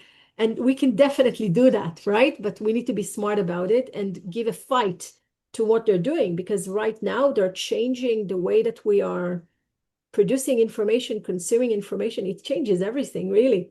So we have to be sort of aware. So right now, Gemini is one of the strongest out there in terms of also capabilities that are beyond text and code. But Claude is giving a big fight with Claude Code. And actually, Copilot, there's a specific version under Enterprise where you actually have the Copilot Studio. The studio is very powerful, very powerful. If you're into also doing codes, and remember, this is an intro session, so I didn't want to bombard people with too complex things. I want them to take the first steps and feel comfortable with the very basic things first, but we can do really sophisticated things these days. And all the big ones are giving a good fight. It doesn't matter if you are an anthropic sort of person, if you're using Claude Code to do things, it's really powerful. People are doing crazy things with agents and automating different chunks of work. It's unbelievable, really. It's a new world. So as long as you are exploring and are ethically aware of what you're doing, I think you're good. If you like the results, if you like what they're doing and you're happy to pay them, do it. But choose wisely and continue to compare. Continue to compare. I mean, my main takeaway is the human in the loop in all those prompts are crucial, aren't they? Critical. And we're trying to devise really good ways to incorporate not only humans, but I would say communities in the loop, because it's still very, very much needed. And this is part of what my whole research these days is about. I hope I answered. Linan, sorry, you've been patiently waiting. Please. All right. Ask away. Yeah, it's so fantastic. So, but I think I have a lot of questions, but I will try to keep these short. So, first thing is, I have two questions. Is for about like how to say the safety, how to say make me more mentally or prepared for like data safety issues. The first thing is in my uni, so I'm in King's College London. So in my uni, use the Copilot. Yes. So Copilot has already embedded in the Microsoft Word. So basically, when I open the Word document, does that mean Copilot has access to all my data, or I don't have to worry about that? First of all, always worry about that. So always be in a place which is a good place where you are at to question what's happening with my data, where is it going, who's doing what with it. I need to check what University of London is actually, it depends on the terms that they have under enterprise, but I would say as a rule of thumb, if you're under an enterprise and if you are under the University of London using Copilot through that, you're under the enterprise, and you're using not your own, when you're entering Copilot, or it's connected already to your Word, university Excel, address, to all the office tools, which it does now, in some cases, not in all of them, but in some cases, under specific conditions, it can be connected to them. That means you're probably more protected if you're under enterprise, because the university will have a special agreement with Microsoft on how they are protecting the data. This is why the University of London actually uses Microsoft in the first place. They use OneDrive and not Google Drive, right? Like there's this big fight between, do we use Google, do we use Microsoft? I mean, they're fighting for and Google is giving a big fight. They're creating free accounts for a year now for students, and to use through Google Workspace and all of that. So we'll see. It depends really, but the best way to know would be to ask your in our university, it's contact ITDS, the IT desk service, and ask them specifically if you are not sure. But I think if you're like me on the University of London, Copilot is under enterprise. We're protected better than we would be if we are specifically using it as in a private capacity. I will add one more thing. If as a researcher, you want to do specific things with Copilot Studio and it's not available, you may be able to contact ITDS and ask for it, because sometimes you can simply ask for specific features and they will see if they can give you access to that. So if you're missing something or don't have access to specific features, then you can, if you're a more advanced user, right, then you can maybe ask for it separately and can get. And one more thing, it's like Kings are not allowed using GenAI tools for data analysis. So yeah. I mean, I'm consulting at King's. It happens that I'm working full time at University of London, but I'm following closely what's happening at King's.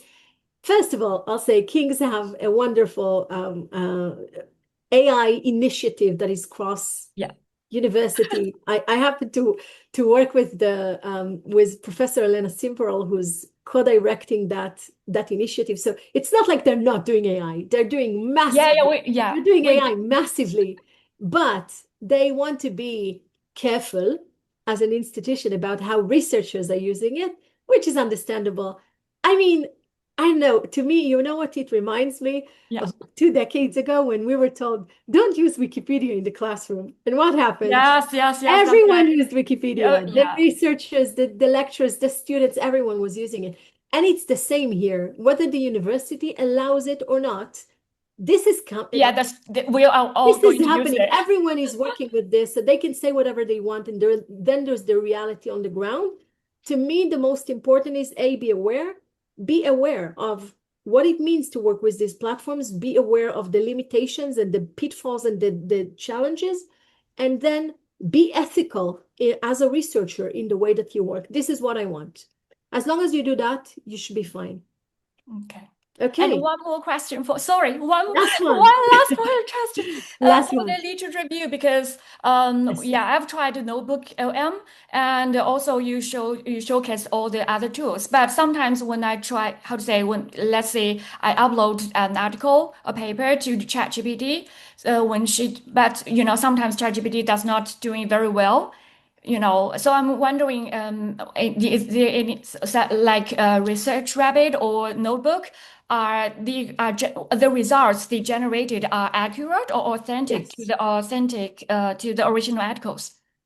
Yes, all the tools that we showed in the second sections that are more geared toward academic work would work better in terms of you chatting and getting more granular answers from a PDF. Some of them actually have a feature, like SciSpace will have a feature of chat with a PDF, right? Ask specific questions about this PDF. Usually, by the way, the big 8 should be should be able to do it quite well these days. So all the big eight, if you upload a PDF and ask questions, it would give you a decent But result. I feel like sometimes ChatGPT still kind of made up the arguments. Yeah. Then by all means, do it. Do it with Perplexity would be great for that. SciSpace would be great for that. Cite maybe as well. But there are so many tools geared towards first accurate references and more geared more specifically toward academic research that just use these for this specific task if you're not happy with the result. There are, of course, tailored platforms like ChatPDF. ChatPDF is a platform. It was one of the early days platforms that I worked with. One of the first ones that I paid something for. It was, I think, something like $5 a month. And it was so valuable because it was wonderful. Today, most of these small ones are sort of integrated into more to like bigger tools that can do more. So they're trying to do more and give you more service. But you can definitely find some good ones doing specifically that for PDFs. Thank you so Okay. much. My research is in digital education, so hopefully in future we can do something together. Very close to mine. So we can ping, shoot me an email if you need any help, any additional help. Okay. Thank you so I much. want to thank everyone who's still with us. Thank you so much for being here. We're wrapping up a bit behind schedule, but I hope you enjoyed it and we hope to see you next time. Excellent. Thank you very much.